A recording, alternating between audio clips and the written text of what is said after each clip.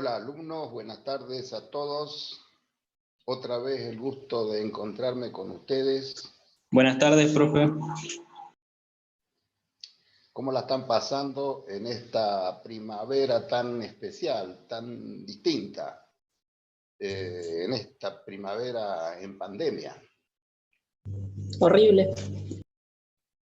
Me imagino que todos están allí en su propio domicilio, no salen de ahí, no salen nunca de noche, y están dedicados a la tarea sagrada de estudiar.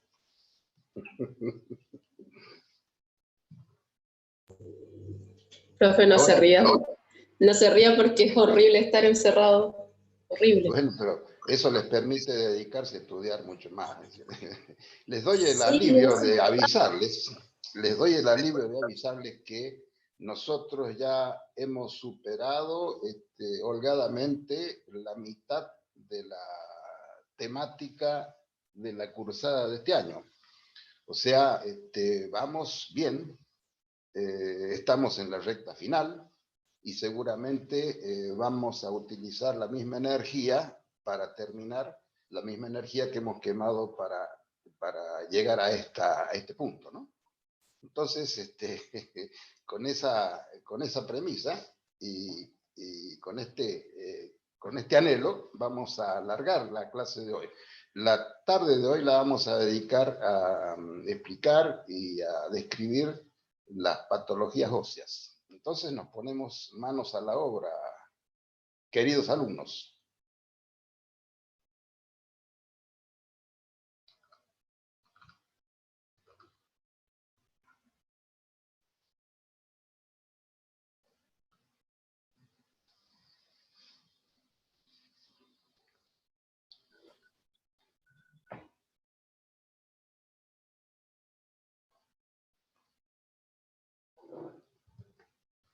La primera parte del capítulo vamos a describir entonces las osteopatías o displasias esqueléticas. En realidad, las displasias esqueléticas son un conjunto de entidades que cursan con una anomalía en el desarrollo, en el crecimiento, en la morfología y en la estructura de los huesos. Y acá tenemos que tener presente que las causas de estas displasias esqueléticas pueden ser múltiples. Pueden ser causadas por alteraciones congénitas, alteraciones dietéticas, alteraciones endocrinas, o algunas son inclusive idiopáticas, ¿no? Acá en esta lista yo les estoy presentando las más importantes, las más interesantes de describir. En el primer ítem lo tenemos a la acondroplasia, ¿viste? Esta lesión es el enanismo, la forma de enanismo más común, más frecuente, más difundida. Este enanismo cursa con trastornos del cartílago de crecimiento. Por ende, los huesos largos no crecen de manera normal en longitud, pero sí en el espesor, ¿no? O sea, son cortos y gruesos. Es una enfermedad autosómica dominante. El crecimiento endocondral y la osificación de todos estos huesos son deficientes, ¿no? Esta acondroplasia, entonces, recuerden, es el enanismo, es la forma de enanismo más común.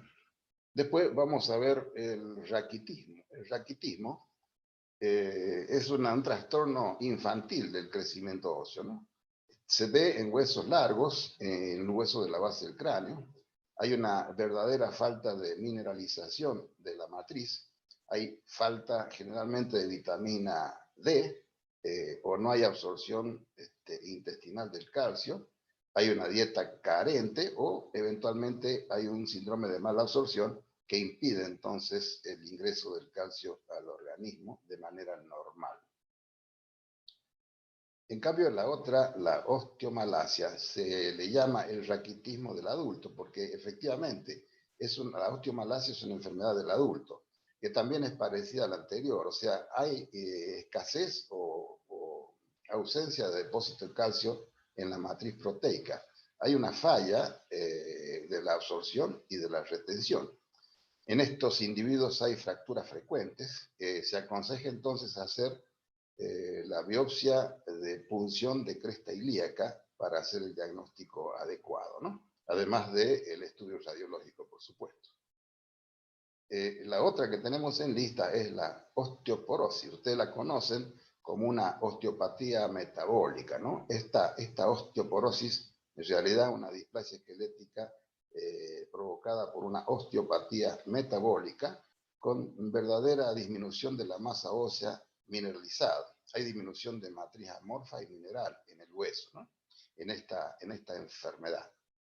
El diagnóstico se hace, además del radiológico, que no es seguro, se hace por densitometría ósea. Hay una actividad osteoclástica aumentada y generalmente se ve en la posmenopausia temprana. Predomina entonces en el sexo femenino y es provocada por factores de multicausalidad, ¿no? La osteoporosis. También hay la llamada osteoporosis secundaria, que es la que nosotros vemos por causas generalmente iatrogénicas, con la utilización terapéutica de corticoterapia, por ejemplo. Se ve también en el hipertiroidismo, se ve en el hiperparatiroidismo. O sea, son osteoporosis provocadas por otras enfermedades, por eso se llaman así secundarias. Se ve también en el mieloma múltiple o en la insuficiencia gonadal también está presente. La enfermedad de Paget ósea, fíjense, se habla de Paget ósea porque ustedes saben que hay otra enfermedad de Paget de la mama. Esta no tiene nada que ver, por eso le ponemos así, para mencionarla como enfermedad de Paget ósea. Esta displasia esquelética es muy importante. Es una osteitis autosómica dominante. Hay una estimulación de los osteoclastos, aumenta el espesor de la calota craneana, hay alteraciones y malformaciones en los huesos largos. Por ejemplo, a nivel de la tibia se genera entonces una deformación que se llama tibia en sable. En la pelvis vemos una deformación que se llama pelvis en corazón. Y hay un incremento más o menos marcado de las curvaturas de la columna vertebral, ¿no? Y acá el último de la lista tenemos la displasia fibrosa. La displasia fibrosa es la enfermedad de Jaffe-Leistenthal. Cuando es monostótica, por ejemplo, cuando afecta un solo hueso, produce la invasión fibrosa del hueso. Cuando es poliostótica, en cambio, puede estar afectando al fémur, a la tibia, a las costillas. Aparece generalmente en la segunda década. Es un tejido fibroso que rellena las cavidades medulares de los huesos y con acentuadas curvaturas de los mismos y deformidades de estos. Fíjense, el enanismo de la acondroplasia es un individuo que tiene un desarrollo normal del tórax, el tronco y la extremidad cefálica, ¿no es cierto? Lo que tiene notoriamente es un acortamiento de los miembros superiores e inferiores. No han desarrollado. Acá este individuo tiene un desarrollo normal del intelecto, tiene un desarrollo normal de su esperanza de vida y tiene también posibilidades de procrear sin inconveniente, ¿no?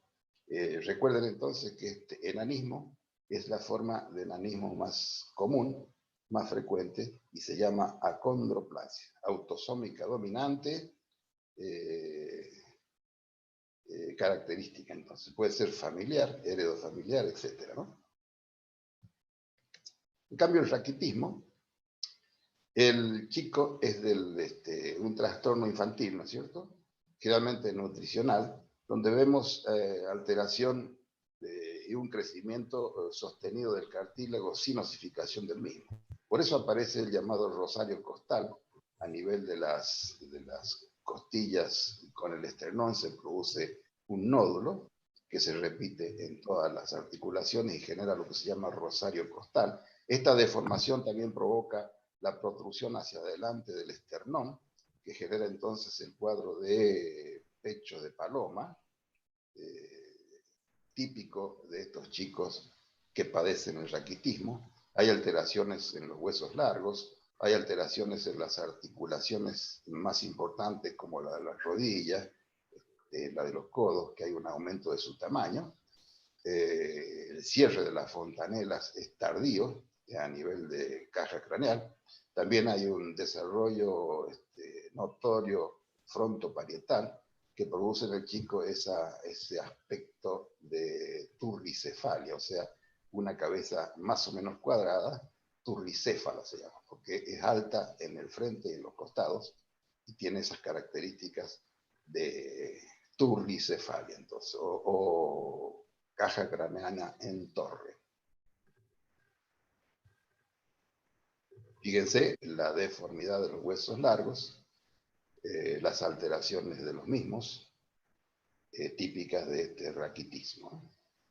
Fíjense el retraso entonces en el cierre de las fontanelas, los huesos curvos, piernas arqueadas, articulaciones grandes y desiguales, como nombrábamos recién, la articulación de la rodilla, la articulación coxofemoral, la articulación del codo, por ejemplo, son típicamente alteradas en esta enfermedad infantil por trastornos nutricionales y metabólicos.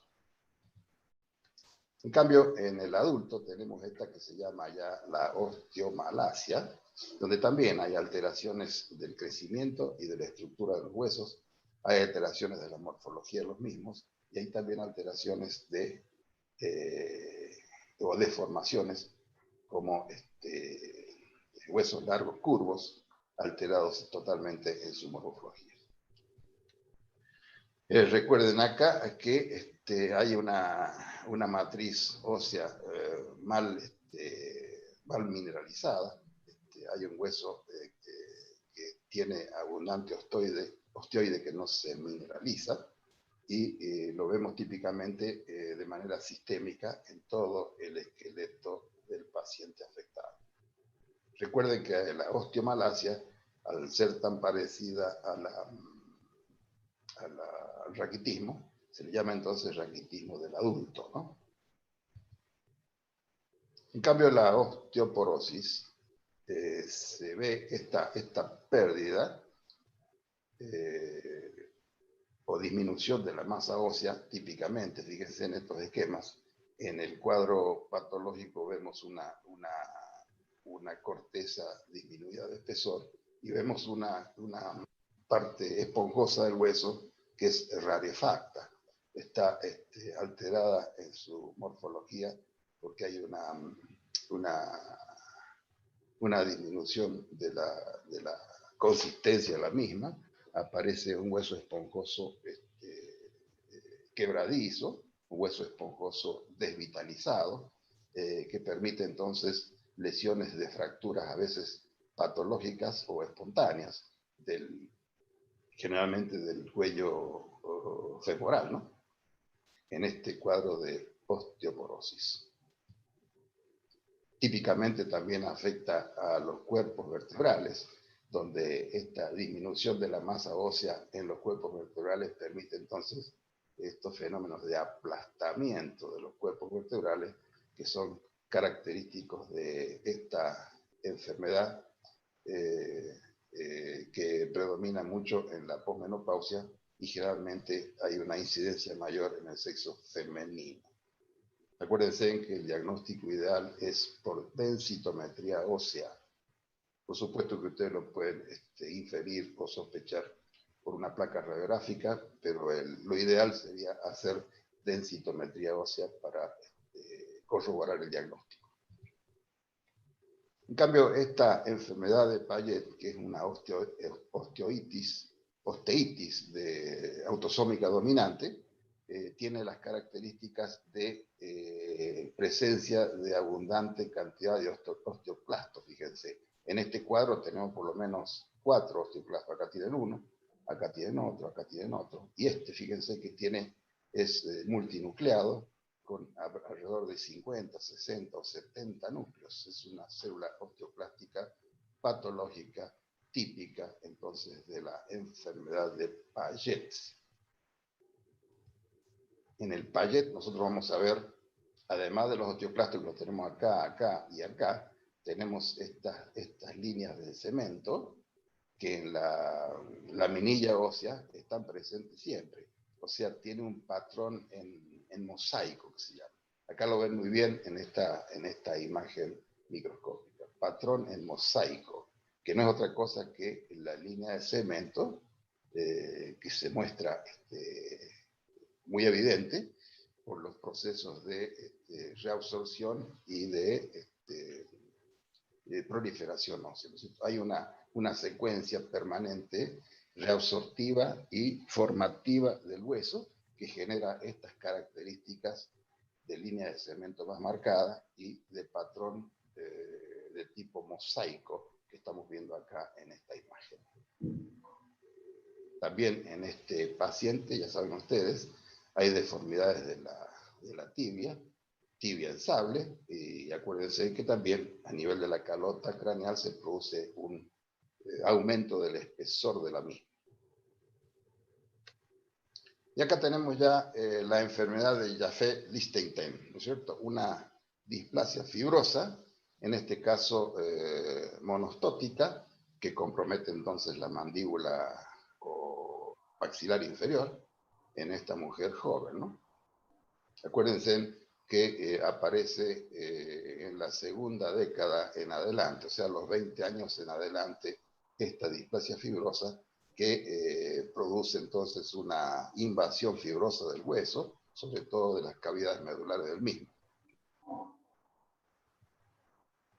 Hemos dicho que a los 20 años en adelante, pero también no es una regla, puede aparecer también en la infancia, esta enfermedad de Jaffe-Lichtenstein, como la que estamos viendo acá en esta imagen, ¿no? En los huesos de la cara. Acá tienen una de las características imágenes de la enfermedad, donde el tejido fibroso rellena las cavidades del hueso, sobre todo las cavidades medulares, con acentuadas curvaturas y deformidades de este fémur en particular, ¿no?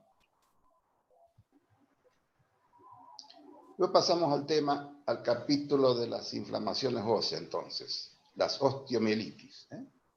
Hay osteomielitis aguda, como esta, que es la osteomielitis piógena, que llega al infante generalmente por vía hemática o al adulto por fracturas de expuesta. Los gérmenes participantes habituales de esta osteomielitis aguda suelen ser el Staphylococcus aureus, el Escherichia coli, el Streptococcus pneumoniae, afecta al fémur, la tibia, el húmero, forma en las regiones óseas de mayor circulación o de circulación sanguínea más rica, forma secuestro, ¿no es cierto? Donde se produce entonces el foco inflamatorio con necrosis del hueso, sobre todo necrosis con presencia de material purulento, que genera entonces este secuestro, o forma un secuestro, que a veces se rodea por tejido fibroso y queda circunscrito como absceso de Brodier, ¿no? En cambio, la osteomielitis crónica, cuando una aguda no se resuelve, casi en el 5 al 25% de las veces no se resuelve, pasa a la cronicidad. Presenta reagudizaciones frecuentemente, pero es una osteomielitis que nació de un cuadro agudo que pasa a la cronicidad y que frecuentemente hace puse de reagudización del cuadro, ¿no? Y el absceso de Brody, en cambio, ya algo dijimos de él, es una osteomielitis crónica circunscrita, el absceso de Brody. Está localizado generalmente en la parte alta de la tibia y estaría provocado entonces por gérmenes con una virulencia, con una baja virulencia, que permite entonces la presencia de este absceso crónico evolutivamente crónico y rodeado por esta fibroesclerosis que lo circunscribe y lo encierra, ¿no? Se llama absceso de Brodier. Después están los otros cuadros de osteomielitis específica, como es la osteomielitis tuberculosa, ¿no es cierto? Se presenta como una miliar en el hueso esponjoso, generalmente en los cuerpos vertebrales, aparece por vía hematógena su llegada, genera lo que ustedes conocen como mal de Pott, es de localización predominantemente lumbosacra, ¿no es cierto?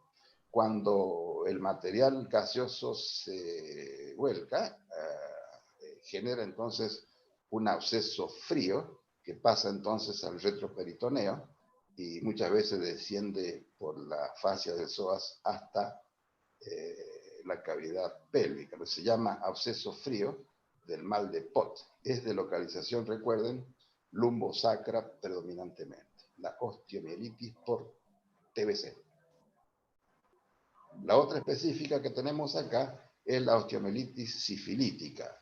Recuerden que acá en la sífilis podemos ver a nivel óseo necrosis gomosa y se ven fundamentalmente en la tercera etapa de la sífilis, afectando los huesos de la nariz, los huesos del paladar, huesos del cráneo, a veces la tibia.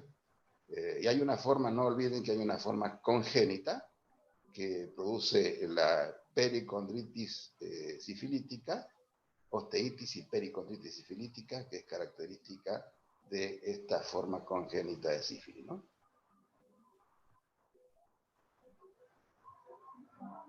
Otra inflamación provocada por la hidatidosis, en este caso, es la osteomielitis por hidatidosis, ¿no es cierto? A nivel de cuando se localiza y anida en el hueso esponjoso, genera un quiste característico que se llama quiste multimicrovesicular.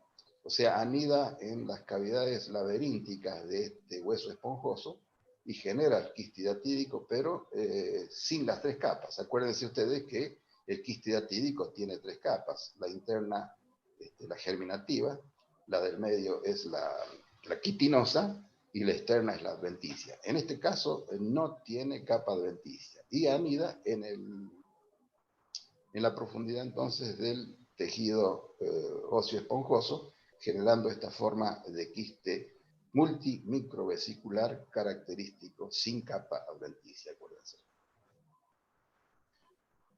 La osteomielitis por brucelosis, en cambio, es una espondilitis lumbar. Generalmente forma entonces una espondilitis lumbar. Es un absceso paravertebral. Afecta en regiones endémicas, por ejemplo, en la provincia de La Pampa, en la provincia de Buenos Aires, en la provincia de Córdoba, en el sur de la provincia de Santa Fe, puede aparecer esta forma especial de osteomielitis por causa de brucelosis.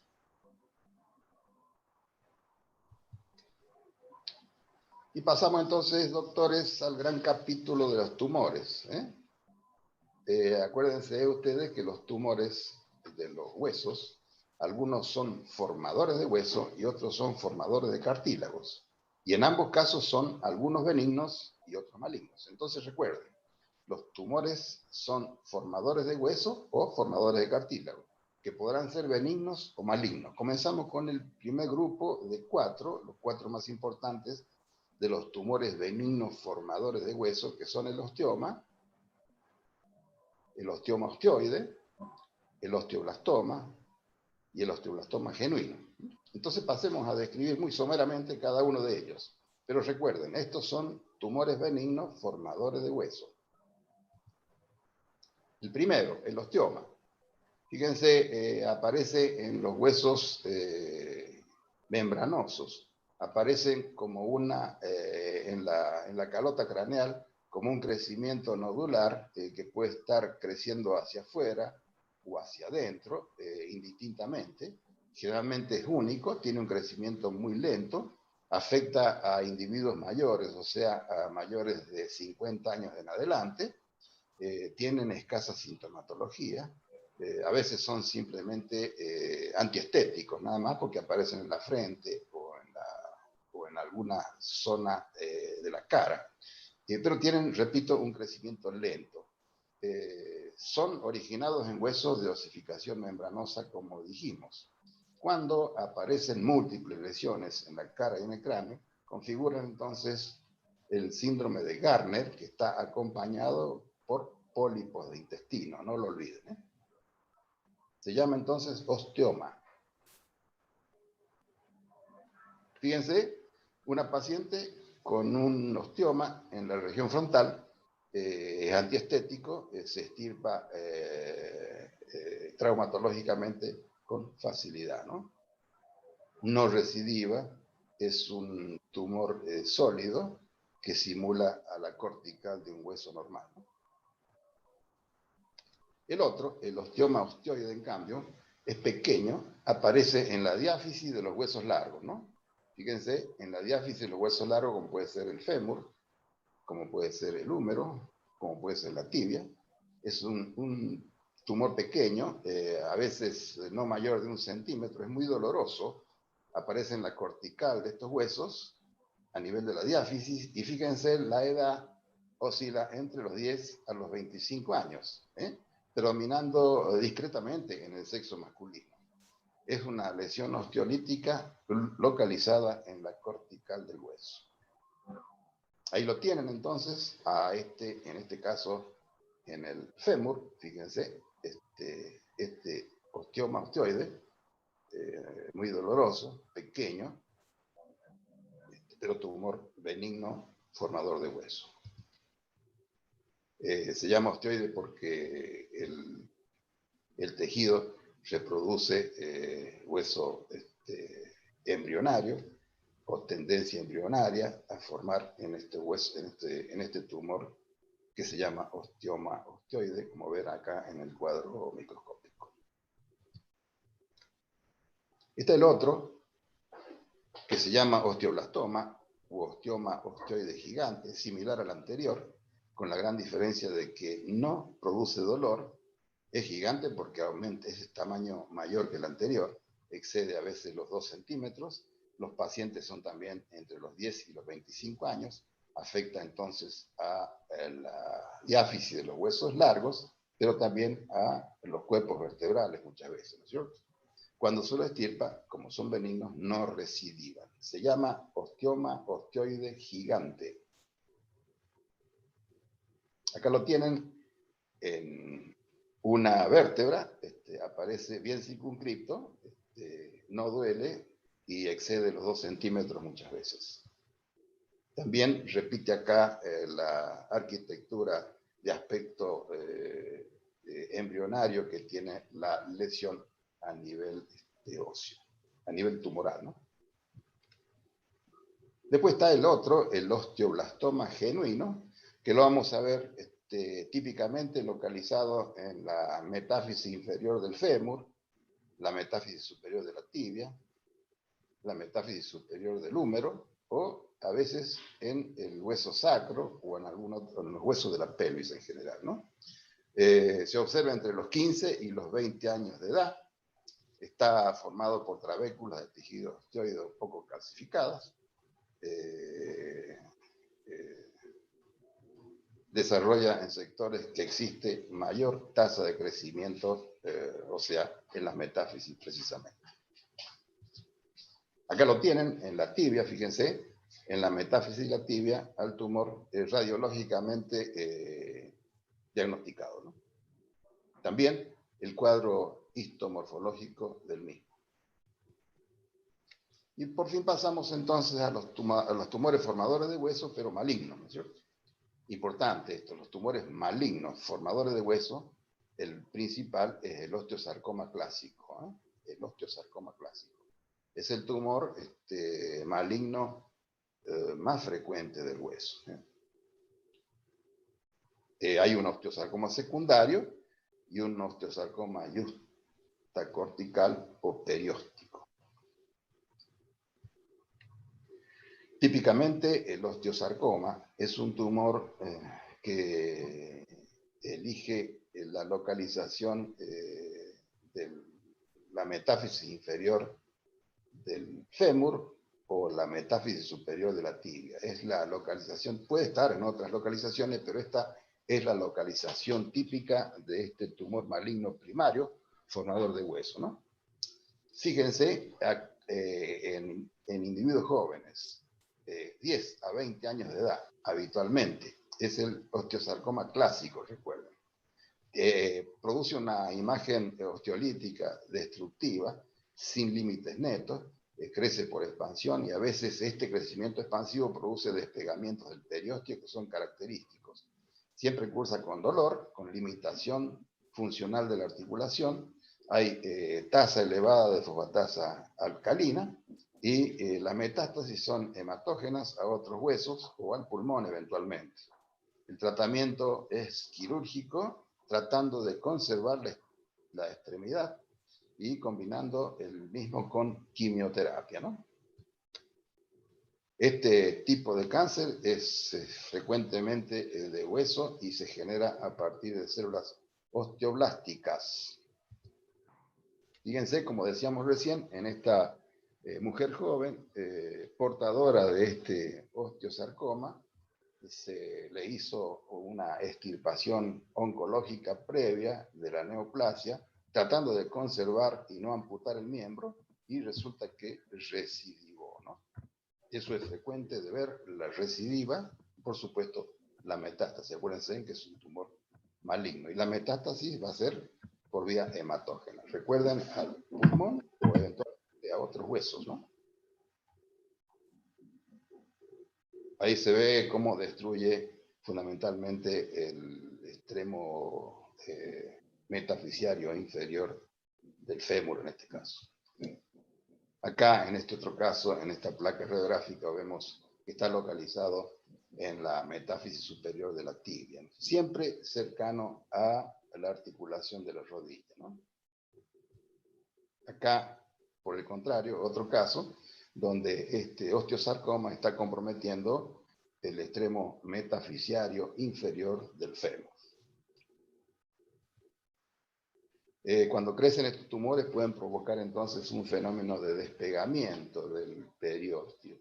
Esta reacción perióstica se llama espolón de Codman o triángulo de Codman. Fíjense, la lesión osteolítica de este esquema despega el periósteo y genera este triángulo con crecimiento óseo entre el periósteo y la superficie del hueso, y genera entonces, en esta placa radiográfica se ve muy bien, el despegamiento con lo que se llama triángulo de Codman.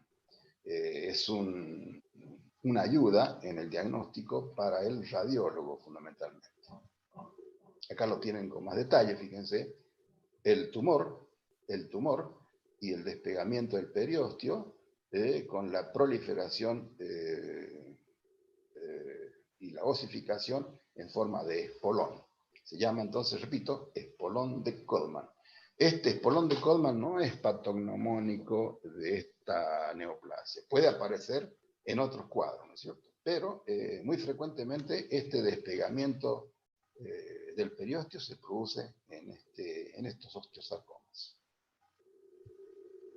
El osteosarcoma, en este cuadro microscópico, fíjense, hay células atípicas, osteoblásticas atípicas de este tumor maligno que muestra atipías, pero no exageradas.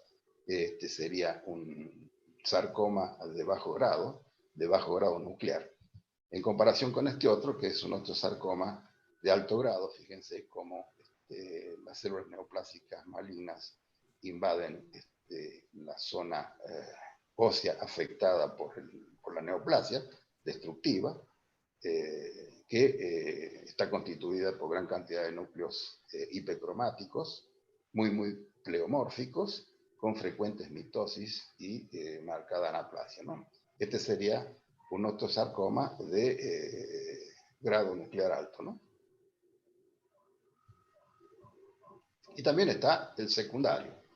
El osteosarcoma secundario se refiere a que aparece provocado por otra lesión, por otra enfermedad, y genera entonces esta degeneración maligna del hueso y que desarrolla a partir de enfermos portadores de Paget óseo, por ejemplo.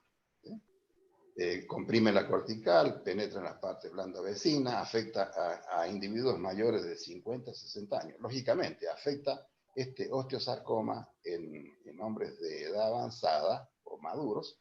Afecta, ¿por qué? Porque está constituido o está desencadenado por una enfermedad previa como es el Paget.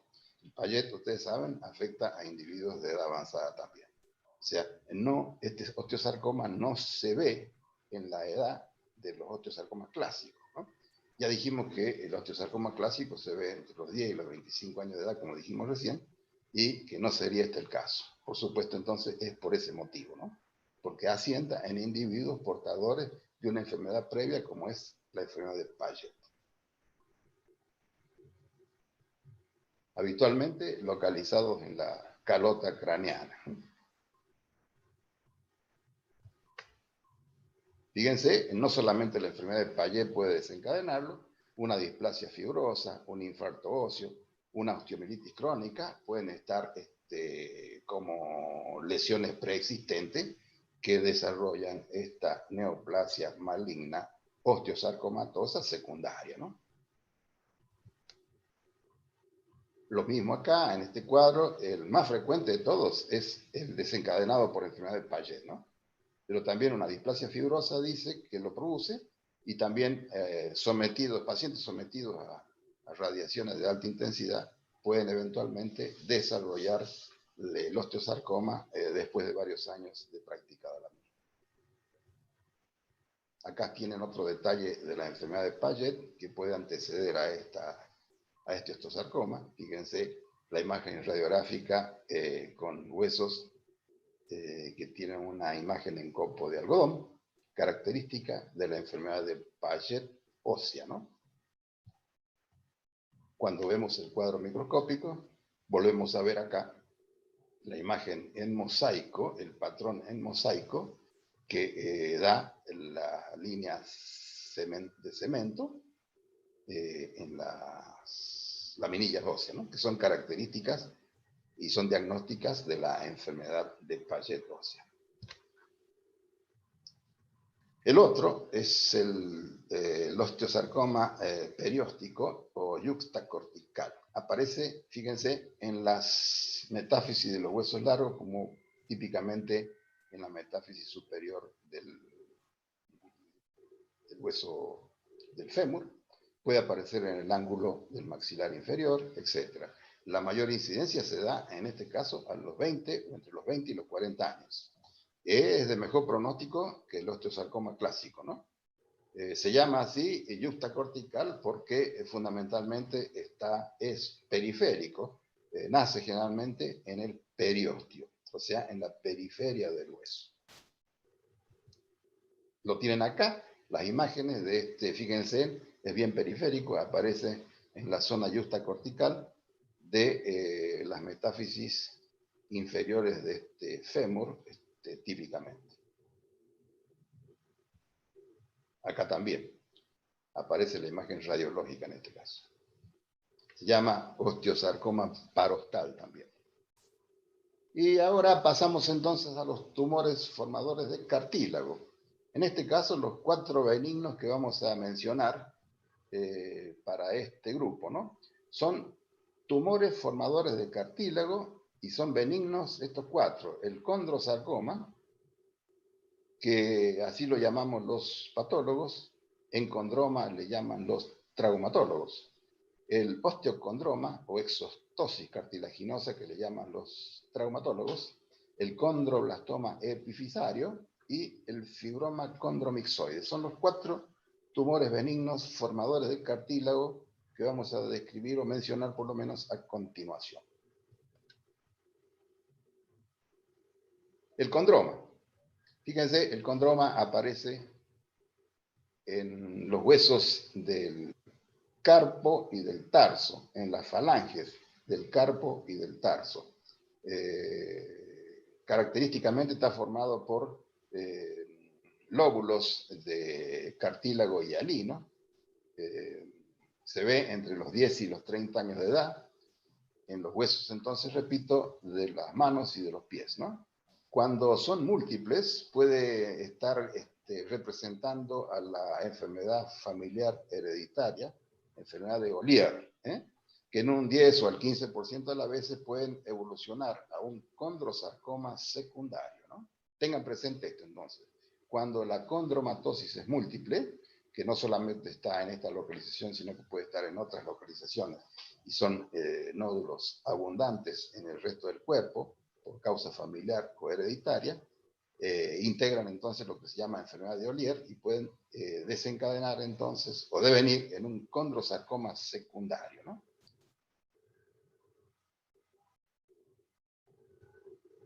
Ahí tienen la imagen radiológica de este condroma. Fíjense, en una falange, cómo crece y deforma el hueso sin destruirlo. Acuérdense en que es un tumor cartilaginoso y hialino, benigno, ¿no? En cambio, la exostosis cartilaginosa o osteocondroma es un tumor que aparece en las metáfisis o vecino a las metáfisis de los huesos largos. Por ejemplo, en la metáfisis superior del húmero, en la metáfisis superior de la tibia, en la metáfisis superior e inferior del fémur también puede aparecer. O sea, vecino al cartílago de crecimiento. Es un tumor benigno, es el más común de los huesos, muy frecuentemente ustedes lo van a encontrar, crece, como lo ven ahí en el esquema, hacia afuera, aparece a la edad de 5 a 20 años, simula el cartílago de crecimiento porque termina su crecimiento cuando cesa el crecimiento del esqueleto, o sea, cuando termina el crecimiento de los cartílagos de crecimiento exactamente. Se llama entonces osteocondroma o exostosis cartilaginosa, tumor muy frecuente y tumor común del hueso, formador de cartílago, tumor benigno. Acá lo tienen en la placa radiográfica. Esta exostosis aparece acá en la metáfisis inferior del fémur en este caso. Se ve muy bien la imagen cómo crece hacia afuera. Es tejido cartilaginoso y hialino que muchas veces se calcifica. En cambio, el condroblastoma epifisiario, como la palabra lo dice, se desarrolla en la epífisis de los huesos largos. Fíjense, en la epífisis superior de la tibia, en la epífisis superior e inferior del fémur y en otras localizaciones también. Es un tumor en general poco frecuente. Es muy celular y por eso a veces cuando lo estudiamos histopatológicamente podemos llegarlo a confundir con un condrosarcoma, ¿no? Se ve en jóvenes entre 20 y 30 años de edad, predomina en el sexo masculino ligeramente, y el tratamiento es fundamentalmente quirúrgico, se extirpa y no se irradia. Acá lo tienen, localizado en este caso en la epífisis superior de la tibia, fíjense la imagen cartilaginosa radiológica y el límite neto, que lo separa entonces del hueso vecino, ¿no? Un borde esclerótico fino, periféricamente ubicado. Condroblastoma epifisario.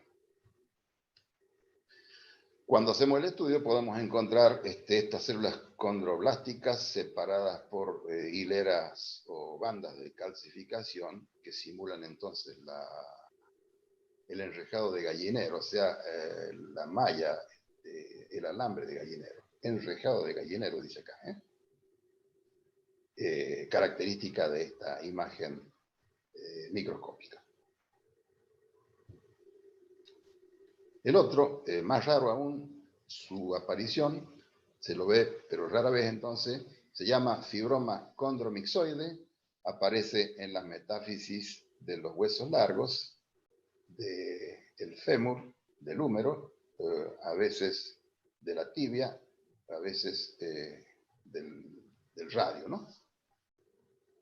Presenta áreas mixoides, por eso se llama así, o áreas condroides, células gigantes multinucleadas, histiocitos, fibroblastos, y la radiografía muestra imágenes osteolíticas con bordes festoneados, calcificaciones internas en el tumor.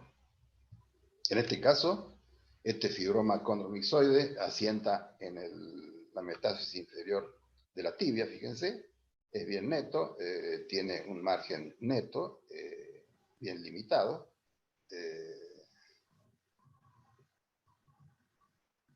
sin indicios de destrucción ósea vecina, ni infiltración tampoco. Se llama entonces fibroma condromixoide, acuérdense que es un tumor de rara presentación. Y pasamos entonces al tumor formador de cartílago, pero maligno, ¿no? El condrosarcoma, formador de cartílago maligno, el condrosarcoma. Fíjense la localización. Aparece típicamente en la metáfisis superior del fémur, en la metáfisis superior del húmero, en huesos planos, como puede ser la escápula, o huesos planos de la pelvis ósea, ¿no? Fíjense la edad, a los 40 o a los 60 años aparece frecuentemente, ¿no? Predomina en varones, es radioresistente, cuidado con esto porque este tumor es radioresistente, se hace amputación del miembro, se hace quimioterapia. La condromatosis múltiple, como dijimos recién, cuando aparecen condromas múltiples en el organismo, que se llama enfermedad de Ollier, puede producir entonces un condrosarcoma secundario, ¿no?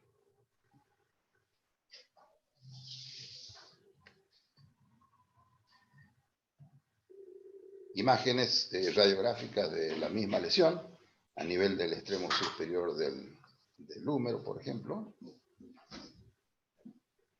a nivel del extremo superior del cúbito, por ejemplo.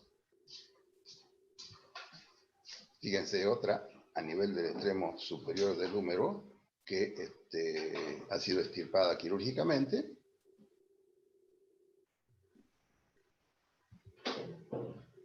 Y la imagen microscópica de este condrosarcoma, que en este caso es de células claras. Hay múltiples variedades de condrosarcoma de patrones histológicos, ¿no? En este caso es un condrosarcoma de células claras.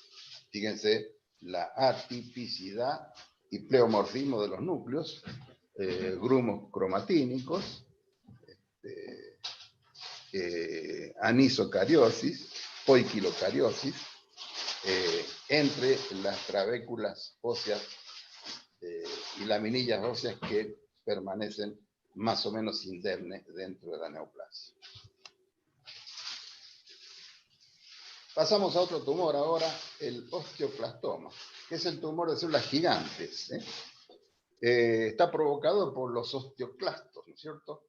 Aparece entre los 20, fíjense la edad, entre los 20 y los 40 años, afecta más al sexo femenino, y las células gigantes son grandes, a veces se ven a simple vista como puntos o como cabezas de alfiler, llegan a veces hasta 300 o más micras de diámetro. El estroma es fibroso y da a la radiografía, da una imagen de cortical soplada. Aparece en la metáfisis inferior del fémur o la metáfisis superior de la tibia o en otras localizaciones eventualmente, pero estas son las predominantes de mayor incidencia, ¿no? Acá tienen entonces uno en la extremidad inferior del fémur con la lesión tumoral osteoclástica, osteoclastoma, y la imagen de periostio soplado, ¿no? Que aparece típicamente en la superficie del hueso comprometido. La imagen histomorfológica, donde predominan entonces las células gigantes osteoclásticas. Se estudia mucho el estroma, porque el estroma nos está hablando si la lesión es de distintos tipos de agresividad.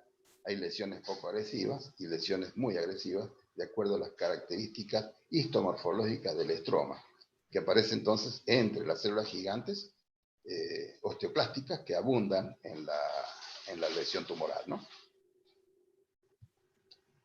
El otro es el sarcoma de Ewing. El sarcoma de Ewing es un tumor muy agresivo que lamentablemente afecta a chicos de 5 años de edad, compuesto o un poco más grandes, pero siempre jóvenes, compuesto por numerosas células pequeñas, oscuras, que son típicas de esta neoplasia tan agresiva, ¿no?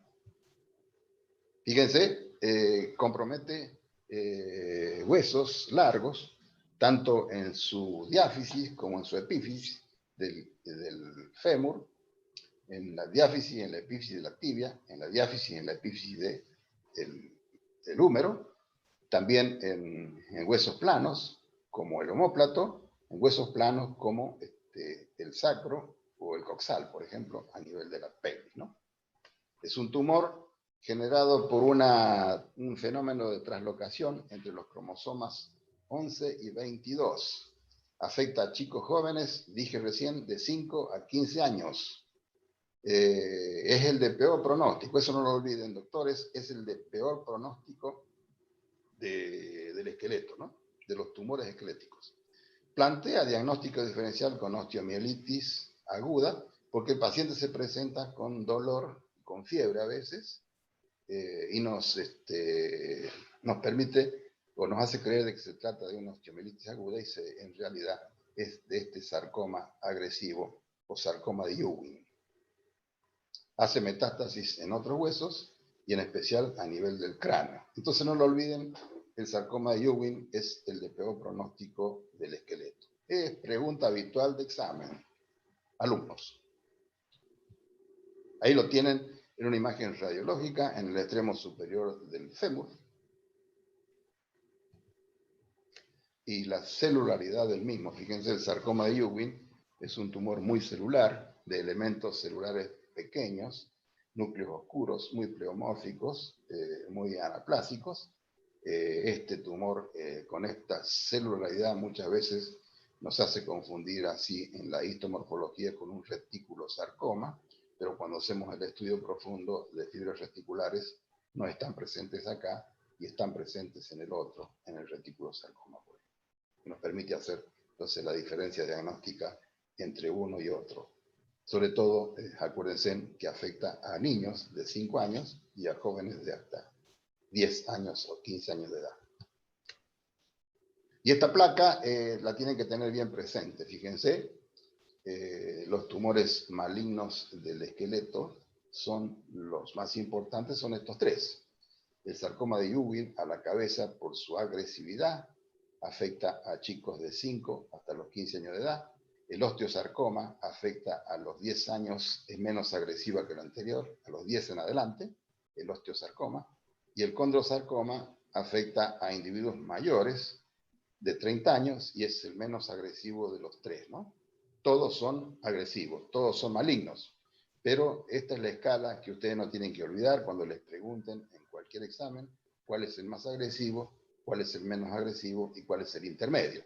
Por eso esto tiene que ver entonces con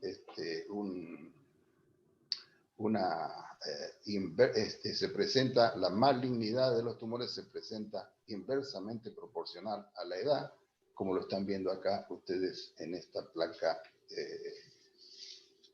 demostrativa. El otro tumor es el mieloma múltiple. Fíjense, esta es de personas adultas, de 60 años en adelante. También son tumores malignos derivados de las células plasmáticas. Pueden ser difusos o pueden ser localizados. El tratamiento es la quimioterapia y la radioterapia. Este es el tumor que produce amiloidosis, no lo olviden, es un tumor que produce amiloidosis renal, amiloidosis hepática, amiloidosis esplénica. El paciente es portador de esta proteína de bajo peso molecular, que es la proteína de Ben-Sillón en orina, y segregan antígenos IgG y IgA habitualmente, ¿no? Localiza en la calota craneala, en la calota craneana.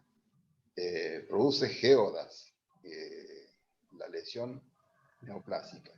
Localiza en el cuerpo de las costillas, en el cuerpo vertebral o en la metáfisis de los huesos largos. No lo olviden. El mieloma múltiple es un tumor provocado por células plasmáticas atípicas, neoplásicas malignas. Aquí tienen el cuadro histomorfológico, fíjense, todas son células plasmáticas atípicas, irregulares, pleomórficas, poiquilocarióticas y anisocarióticas. Ninguna es igual a la vecina. Este es el mieloma. Mieloma generalmente múltiple.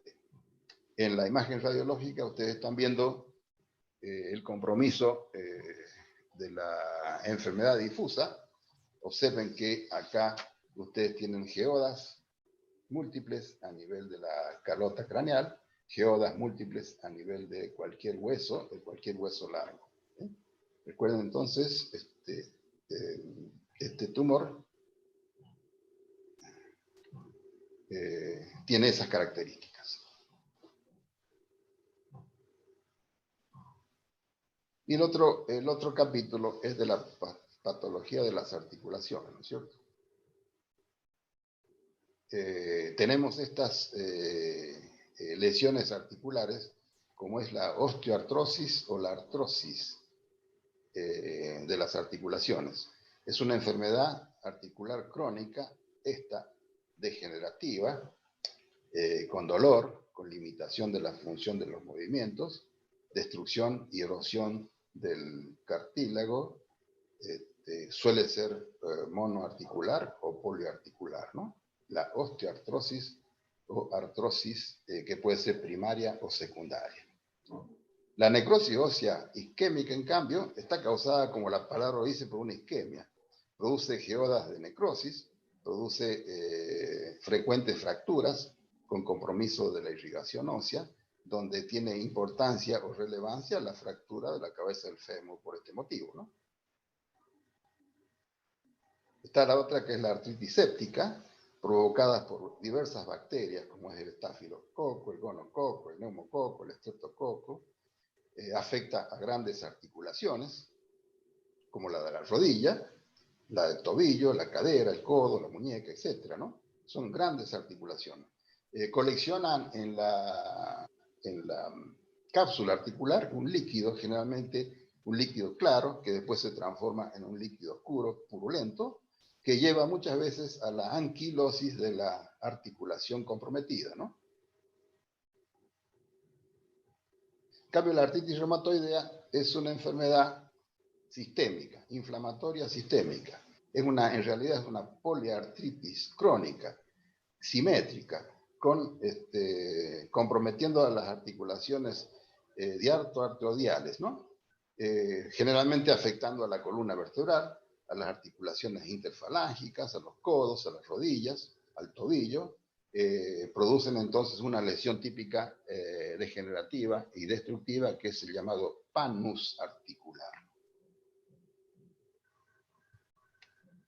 Comenzamos por la artrosis. Fíjense, artrosis afecta generalmente a la articulación coxofemoral, o sea, a las grandes articulaciones, a las articulaciones de la columna vertebral, intervertebrales entonces, y a las articulaciones de la columna cervical. Afecta generalmente a individuos mayores de 70 años. Hay igual frecuencia en ambos sexos. Producen pinzamientos, producen formaciones de osteofitos que al desprenderse liberan hacia la cavidad las llamadas ratas articulares. Ahí fundamentalmente acompaña con congestión, fibrosis de la membrana sinovial. Puede ser poliarticular o monoarticular indistintamente, ¿no? Generalmente es monoarticular. Esta artrosis de cadera produce entonces la degeneración del cartílago, el adelgazamiento del mismo, a veces con desprendimiento, con destrucción y fisuración del mismo. En el cartílago nosotros podemos ver máculas provocadas entonces por el pigmento de hemosiderina que se derrama en el cartílago. Este cartílago es una superficie, normalmente es una superficie lisa, brillante y blanquecina, se transforma en una superficie opaca, despulida, con placas de desprendimiento y esfacelo por la degeneración de la superficie articular. Típico en las artrosis. Acá tienen, por ejemplo, esta cabeza femoral que tiene la característica forma semiesférica, generada entonces por la destrucción del cartílago articular y la aparición de estas pequeñas lesiones nodulares que se llaman ratas articulares, que se desprenden y quedan a veces libres en la cavidad articular debajo de la cápsula, ¿no? Acuérdense que tiene una importante función entonces del cuadro inflamatorio de la membrana sinovial, que se asocia entonces a la lesión degenerativa. Acá ven las imágenes del pinzamiento, de la artrosis del tramo de vértebras cervicales, a imágenes de pinzamiento y anquilosis entre vértebra y vértebra fundamentalmente. Artrosis cervical, entonces. En cambio, la artritis séptica provocada entonces por diversas bacterias y gérmenes, como el estafilococo, el gonococo, el neumococo, el estreptococo, afecta a las grandes articulaciones fundamentalmente, como tienen acá, la articulación del hombro, la articulación de la muñeca, la articulación del tobillo, la articulación del codo o la articulación coxofemoral. En general es monoarticular, el líquido intraarticular es turbio y a veces es purulento, puede llevar a la anquilosis de la articulación. Habitualmente la infección llega por vía hematógena. Acuérdense, esto entonces es artritis séptica. Y por fin tenemos a la artritis reumatoidea. Acuérdense que esta enfermedad es una enfermedad inflamatoria sistémica. En realidad es una poliartritis. Cursa con hipertrofia de la sinovial y de sus vellosidades. Se ve también en adultos jóvenes, con predominio del sexo femenino siempre. Estas vellosidades y esta sinovial generan entonces una actividad destructiva dentro de la cavidad articular, produciendo entonces el llamado panus articular, que termina erosionando el cartílago con fibrosis y con anquilosis de la articulación, ¿no? También acompaña a esta artritis reumatoidea la presencia de nódulos en las rodillas y en los codos. Son nódulos subcutáneos típicos acompañantes de la artritis reumatoidea.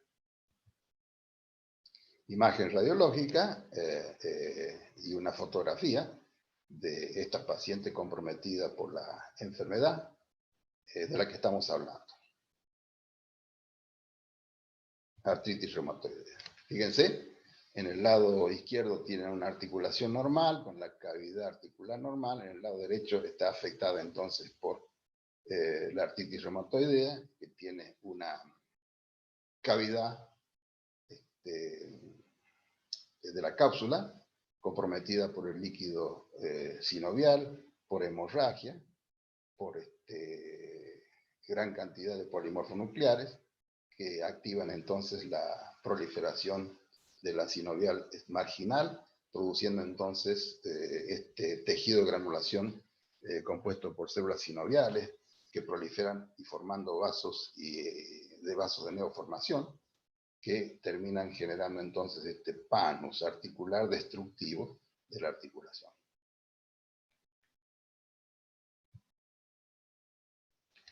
Bueno, alumnos, alíviense. Estamos llegando al tramo final de esta presentación. Simplemente les voy a mencionar algunos tipos de fracturas. Hay fracturas, por ejemplo, que es definamos primero lo que es una fractura. Una fractura es una solución de continuidad de un hueso. Puede ser traumática o no. Puede ser patológica, cuando el hueso tiene alguna enfermedad que disminuya su consistencia o que afecte entonces su estructura. Entonces podrá ser traumática o podrá ser patológica, ¿no? Patológica es cuando el hueso pierde continuidad porque hay una, sin necesidad de un traumatismo, se produce la fractura. La fractura puede ser simple, fíjense acá, una fractura simple. Una fractura con minuta es cuando, además de lo anterior, se producen fragmentos del mismo hueso que se fracturó.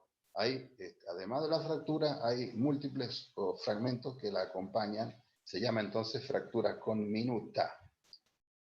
Hay otra que se llama fractura expuesta o fractura abierta, donde hay una lesión de la piel y de los músculos vecinos a la lesión, que provocan entonces la salida de un hueso hacia el exterior. Acuérdense que esta fractura expuesta es importante porque puede ser causal de osteomielitis muchas de las veces, ¿no? Hay otras que se llaman fracturas con desplazamiento, como la que ven ahí, que necesitan entonces, cuando hacemos la inmovilización, una reducción previa por tracción. Se hace entonces la inmovilización con yeso o por un entablillado, pero previamente a eso debemos hacer la reducción de la misma para lograr restituir el eje anatómico del hueso y recién hacer la inmovilización, ¿eh? Acá en este caso tenemos una fractura con minuta del extremo inferior del fémur. Fractura con minuta del extremo inferior del fémur. Y de este otro lado vemos en este esquema, vemos en esta fotografía, vemos la fractura llamada entallo verde, cuando el hueso es en realidad blando, se fractura parcialmente, como si fuera a astillarse, y no es una fractura completa. Entonces queda entonces esta que se llama fractura entallo verde.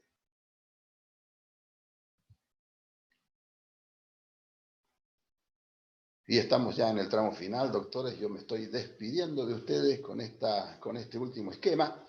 Fíjense,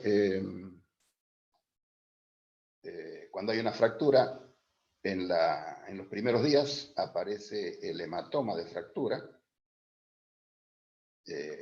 con mucho edema, que a los 3, 4, 5 días posteriores empieza a generarse entonces lo que se llama organización del hematoma, que en la semana siguiente aparece entonces lo que se llama la formación del callo provisorio, que tiene un notorio aumento del diámetro normal del hueso, de mucho espesor. Está formado por un callo externo y un callo interno. Empieza a haber fibroblastos, empieza a haber proliferación o de formación de elementos de neovascularización, contravéculas de hueso esponjoso que empiezan a insinuarse y se genera entonces este callo provisorio que se da hasta la 4ª semana. Después está la aparición del callo definitivo, donde aparece una osificación que generalmente es desordenada. Este callo es rígido y es de menor diámetro que el anterior. Aparece después de la 6ª semana. Y por fin hay un último tramo que se llama de remodelación, que se ve al final, donde se reconstruyen las estructuras óseas, siguiendo entonces las líneas de osificación, siguiendo el peso corpóreo y las tensiones de los músculos, que termina generando entonces un callo definitivo, remodelado, que tiene una secuela poco evidente de una reparación con un incremento mínimo del diámetro del hueso anterior, ¿no? Bueno, entonces, doctores, con esto termino yo esta clase.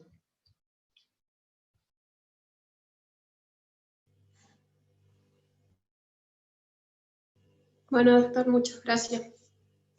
Gracias, Nos vemos. Gracias, Nos vemos que tengan pronto. unas buenas tardes. Chao, Gracias profe. por su atención. Hasta la próxima clase. Muchas gracias. Claro, pero acá Chao, vamos hasta a luego. hacer coordenadas.